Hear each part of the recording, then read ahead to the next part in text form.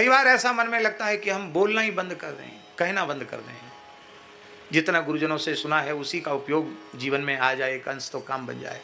कई बार मन में आता है एकदम छोड़ो, पास लाभ नहीं हो रहा, पर फिर भी गुरुजनों ने कहा है कि किसी एक व्यक्ति को भी लाभ जीवन में यदि मिल जाएगा तो तुम्हारे जीवन में जो कुछ कहा सुना है सब सफल हो जाएगा।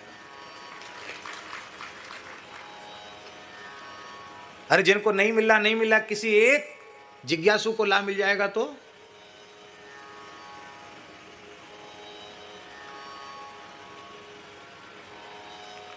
पटना में नागा बाबा ठाकुरबाड़ी में चौथे स्कंध पर प्रवचन हुआ 8 दिन में, भागवत के 3रे स्कंध तक प्रवचन हुआ था। बक्सर में श्री सीताराम विवाह महोत्सव में पूज्य मामा जी विराजमान थे उसमें, बक्सर वाले महाराज जी।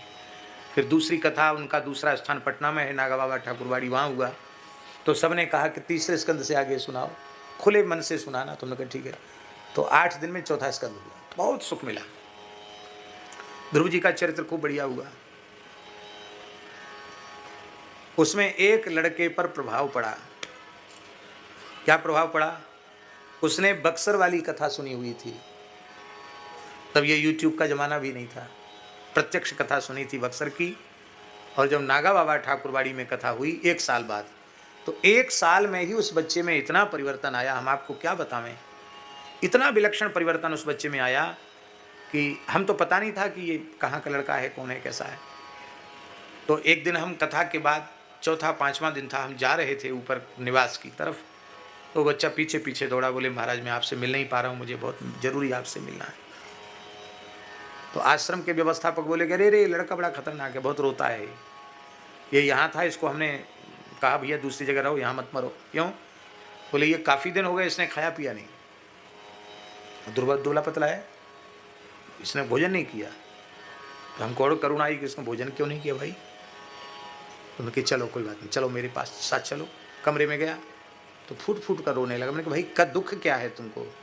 रो करके एक ही बात उसने कही, हम अकेले थे वो और हम 2 ही थे, तीसरा नहीं था।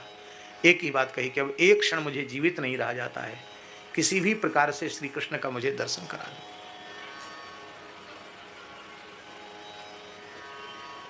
कहाँ के हो भाई? बोले पटना के आसपास कोई गांव का नाम बताया। वहाँ कहूँ पढ़े लिखे हो? बोले हाँ हमने नौकरी छोड़ दी। नौकरी कहाँ? बोले सरकारी, जो सरकारी होटल होते हैं ना, सरकारी होटल क्या कहते हैं उसको, गेस्ट हाउस, सर्किट हाउस कहते क्या कहते, उसमें मैनेजर के पद पर था वो, शिमला में। तो बोले नौकरी हमने छोड़ दी, आपकी कथा सुनी और अब मैं क्या साधन क्या करता हूँ? बोले द्वादशाक्षर मंत्र का जप करता हूँ। नौकरी छोड़ दी है। विवाह? बोले अभी विवाह नहीं किया, पिताजी पीछे पड़े। नौकरी छोड़ने से पिताजी बड़े नाराज हैं। कहाँ रहते? बोले खेत पे रहता हूँ, केवल भजन करता हूँ। तो भोजन क्यों नहीं किया? बोले क्या करें, मेरे भीतर कुछ जा ही नहीं रहा है, मैं बहुत विकल हूँ। मैंने कहा भाई तुम्हारे विरह को, विकलता को देख के हमें इतनी करुणा आ रही है कि हमारी सामर्थ्य होती तो तुम्हारी गोद में श्री कृष्ण को बिठा देते, पर मैं इतना कहता हूँ तुम हठ मत करो, भोजन करो। बड़ा आग्रह किया तो बोले हमको कंठी दे दो, तुलसी पहनने की बड़ी मैंने तुलसी दे दिया। फिर दूसरे दिन मैंने उसको बुलाया, कथा तो पूरी हो गई थी, तो मैंने हठपूर्वक उसको कहा कि नहीं कुछ खाना पड़ेगा। बोले आपने जो खाया उसमें से 1 कण हमको दे दो। तो कढ़ी बनी थी, त्यागी जी भी थे उस कथा में, तो कढ़ी बनी थी, तो कढ़ी भात उसने हमारे खाए हुए से थोड़ा बचा, थोड़ा सा लिया। इसके बाद हम पहुँचे वृंदावन। स्वामी जी सत्य घटना सुना रहे, सत्संग का प्रभाव। तो 1.5-2 महीने बाद वो बच्चा फिर वृंदावन में और कमज़ोर। मैंने कहा भाई बात क्या हो गई? बोले अब मैं पिताजी से पूछ के, बोले हाँ पूछ के आया हूँ आपके पास। बिहारी जी चलो दर्शन कर लो। नहीं, हमको तो बोलते चालते ठाकुर जी चाहिए, हमसे बात करें और रो रो के कहे हमारे आंसू पहुँचे वो बिहारी जी चाहिए।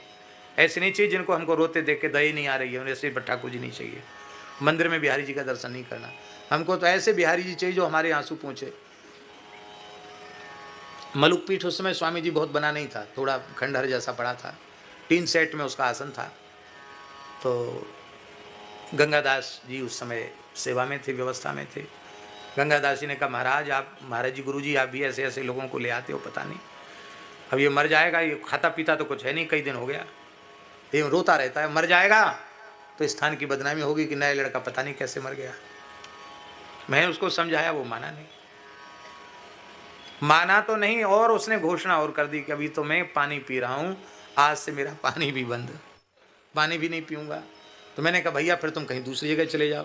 बोले नहीं, आपको छोड़ के भी कहीं नहीं जाऊँगा। मेरी अच्छी आफत पड़ी, छोड़ के जाएगा नहीं, पानी भी पिएगा नहीं। कि चलो भगवान मंगल करेंगे, ऐसी इसकी विकलता है तो कुछ ना कुछ इसके ऊपर कृपा होगी। द्वारकेश धाम में गौड़ जी, राम कुमार जी गौड़ की कथा पूरी हुई थी। कथा में भी नहीं जाता था, केवल जप करता और रोता था। पानी छोड़ने के तीसरे दिन की घटना है। हम अपने कक्ष में, अभी भी वह कक्ष है जिस कक्ष की घटना है, हम कक्ष में, मध्याह्न का समय था, गर्मी का समय था, हम सो रहे थे, पंखा चल रहा था, और वह लड़का तेजी से दौड़ता हुआ मेरे कक्ष में पहुंचा, मेरे पैर को हिलाया, जगाया, और नीचे दीनबंधु दास लेटे थे चटाई पर,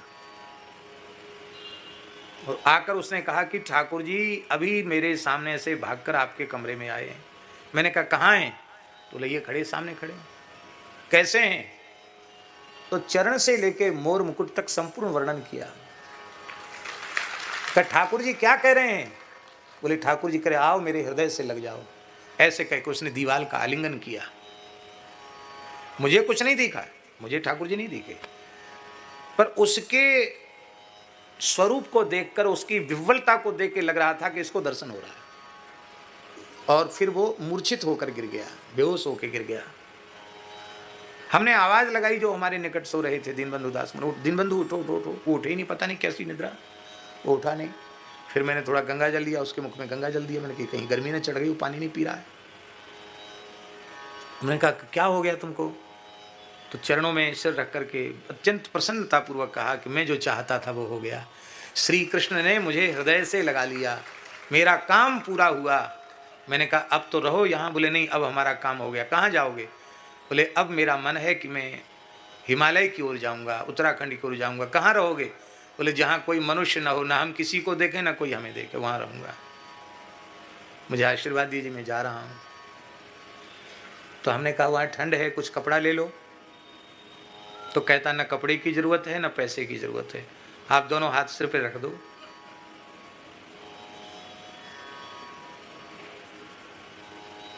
और प्रणाम करके चला गया। आज तक लौट के नहीं दिखाई पड़ा, पता नहीं जीवित भी है कि नहीं। व्याकुलता से तीसरे दिन भगवत प्राप्ति होते हुए देखी, केवल 2 बार कथा सुनने की महिमा। हाँ ये जरूर है कि उसका कोई जन्मांतरीय संस्कार होगा, पूर्व जन्म की साधना होगी। तो ऐसा ही कोई एक भाग्यशाली जीव ईमानदारी से भजन में लग जाए, उसके लिए इतना श्रम कर रहा हूं। इसलिए मेरी प्रार्थना है इसी जन्म में इसी शरीर से भगवत प्राप्ति हो, ऐसा संकल्प लेकर के सत्संग करो, ऐसा संकल्प लेकर के भजन करो। संसार के किसी चाक चिक्य में आपका मन फंसे नहीं, आपका मन आकर्षित न हो।